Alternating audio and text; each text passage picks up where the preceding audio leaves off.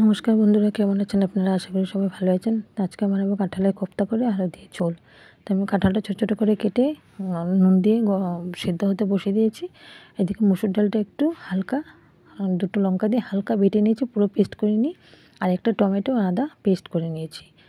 তো কাঁঠালটা সিদ্ধ হয়ে গেলে এটাকে ঠান্ডা করে আমি মিক্সিতে এটাকে একটু করে এটাকে পেস্ট পুরো ফাইন পেস্ট করব না, একটু করে এটাকে গ্রাইন্ড করে নেব। তো এটা আমার গ্রাইন্ড হয়ে গেছে কাঁঠালটা, দেখুন এইভাবে করতে হবে। তারপর ওটাতে দিয়ে দিলাম আমি মুসুরি ডাল বাটাটা, দিয়ে দেবো একটু করে চালের গুঁড়ো বা ময়দা, তারপরে দিয়ে দিলাম নুন, একটু করে লঙ্কার গুঁড়ো, একটু করে হলুদ গুঁড়ো দিয়ে এটাকে ভালো করে মেখে আমি কোপ্তাটা বানিয়ে নেব। তো কোপ্তাটা আমার বানানো হয়ে গেছে সবটা। তারপরে এটাতে আমি তেল বসিয়ে দিলাম কড়াইতে, তেল গরম হয়ে গেছে। এখন আমি সব কোপ্তাগুলো একসাথে ভেজে নেব।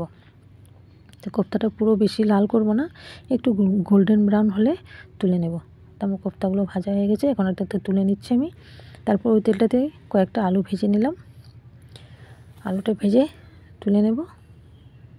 আলুটা ভাজা হয়ে গেলে ওই তেলটার মধ্যে দিয়ে দিলাম গোটা গরম মশলা, তারপর দিয়ে দিলাম টমেটো আর আদার পেস্ট, ওটার মধ্যে দিয়ে দেবো একটু করে হিং, তারপর দিলাম লঙ্কার গুঁড়ো, হলুদ গুঁড়ো, ধনে গুঁড়ো, জিরে গুঁড়ো, গরম মশলা, কিচিংঙ্গি মশলা দিয়ে একটু জল দিয়ে ভালো করে মশলাটাকে কষিয়ে তারপর দিয়ে দেবো একটু করে নুন আর চিনি।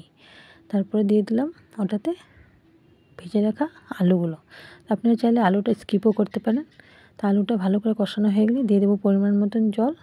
জলটা যখন ফুটে আসবে তখন দিয়ে দেবো কোপ্তাগুলো। তো কোপ্তাটা দেওয়ার পর যখন একটু ভালো করে ফুটে আসবে তখন দিয়ে দেবো তার উপরে একটু করে ঘি।